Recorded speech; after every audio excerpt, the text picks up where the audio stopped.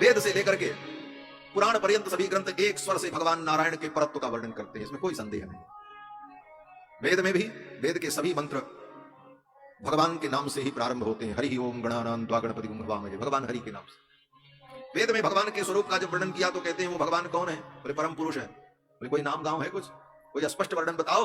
तब वेदों ने कहा श्रीश्चते लक्ष्मीश्च पत्न्यौ, श्री और लक्ष्मी जिनकी पत्नी है वो भगवान है। ये निर्णय कर दिया, परतत्व का निर्णय कर दिया। श्रीश्चते लक्ष्मीश्च पत्न्यौ, श्री और लक्ष्मी जिनकी पत्नी है वे भगवान, वेदों ने निर्णय कर दिया। वेदों के बाद स्मृति में, बोले स्मृतियों में सबसे प्रधान स्मृति कौन है? बोले मनु स्मृति। हमारे यहाँ आचार्यों ने कहा कि मनु के विपरीत कोई स्मृति बोले तो वो अमान्य होती। यद मनुर अवदत् तद भेषजम, मनु जो कहते हैं वो भेषज है। तो स्मृतियों में सर्व प्रधान मनु स्मृति, मानव धर्मशास्त्र। मनु जी महाराज सबसे पहले यही कहते हैं, आपो नारा इति प्रोक्ता आपो वै नरसूनव। प्रथम अध्याय में ही भगवान नारायण को ही परम कारण के रूप में स्वीकार करते। तो स्मृति भी भगवान नारायण को परम तत्व कहते। स्मृति के बाद इतिहास। इतिहास दो है, वाल्मीकि रामायण और महाभारत। उन दोनों में भी इतिहास श्रेष्ठ वाल्मीकि रामायण, जो कि त्रेता युग का इतिहास है। उस इतिहास ग्रंथ में भी महर्षि वाल्मीकि कहते हैं कि अर्थितो मानसवे लोके जतने विष्णु सनातन, देवताओं की प्रार्थना पर भगवान सनातन नारायण ही राम जी के रूप में प्रकट। और एक दो जगह पर नहीं, कई जगहों पर कहा। देवताओं ने जब प्रार्थना की तो शंख चक्र गदा पाणि पीतवासा चतुर्भुजा वैनतेय समारूह्य गरुड़ पर बैठ करके भगवान देवताओं के बीच में आए। राजा दशरथ के पुत्र कामेष्टि यज्ञ में वो सब वर्णन है वाल्मीकि। तो श्रीमद वाल्मीकि रामायण जैसे आदि इतिहास ग्रंथ के द्वारा भगवान नारायण का परत्व सिद्ध हो जाता। इसके बाद दूसरा इतिहास महाभारत। महाभारत इतिहास में भी सर्वत्र भगवान कृष्ण को ही परतत्व के रूप में अनुभव किया।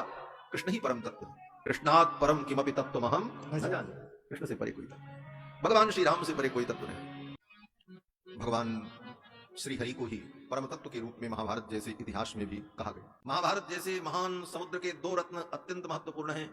एक रत्न श्रीमद् भगवत गीता और दूसरा विष्णु सहस्त्र नाम। ये दो महान रत्न, ये महाभारत का रत्न है हमारा।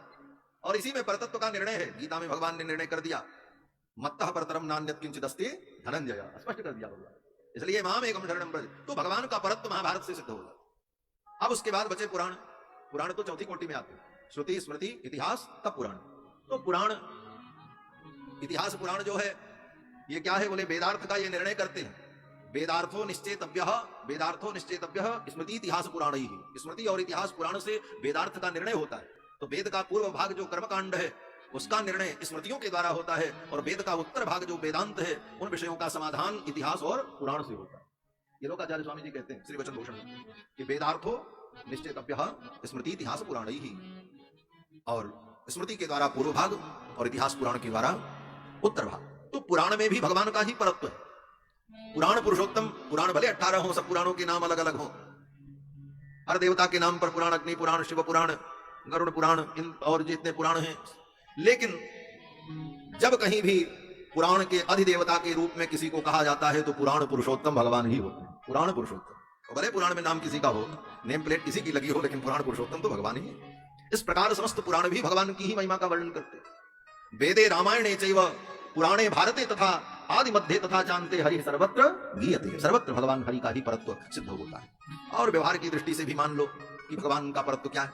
कहते हैं कि कोई भी कर्मकांड अनुष्ठान करो तो सबसे पहले संकल्प करो, तो संकल्प में क्या बोलो? बोले विष्णु विष्णु श्रीमद् भगवतो महापुरुषस्य। भगवान नारायण से यह संपूर्ण सृष्टि प्रवर्तमान है, ये संकल्प करके ही कोई कार्य प्रारंभ होता है। इसलिए भगवान का परत्व द्योतित हो जाता है। कोई भी यज्ञानुष्ठान करो तो आचमन करो तो भगवान के नाम से ही, केशवाय नमः, नारायणाय नमः, माधवाय। इतना भी नहा धो करके आओ, अंत में कहना पड़ेगा या स्मरेत पुंडरीकाक्षम सवाह्याभ्यंतर शुचिः, पुंडरीकाक्ष के स्मरण से ही शुचिता हो। ये सब भगवान के परत्व को द्योतित करने वाले वाक्य हैं। अंत में सारे यज्ञ आदि कर्मों को करने के बाद कहना पड़ेगा सज्जो बंदे तमच्युतम। और इतना ही नहीं, ये जीवन की यात्रा जिस दिन पूर्ण हो जाएगी उस दिन भी यही कहना पड़ेगा राम नाम सत्य है, गोविंद नाम सत्य है। बाकी ये नहीं कहना होगा सूर्य नाम सत्य है, चंद्रमा नाम सत्य है, ब्रह्मा नाम सत्य है। दुनिया में कोई नहीं कहता, बहुत कड़वी बात है। भगवान का ही नाम कहना पड़ता है, राम नाम सत्य है, गोविंद नाम सत्य है, कृष्ण नाम सत्य है। तो परम तत्व का यही निर्णय है। परम तत्व कौन है? बोले भगवान है। रामान नास्ति परायणम परतरम, कृष्णात् परम तत्व, कृष्णात् परम किमपि तत्व हम न जाने। भगवान कृष्ण ही परम तत्व है।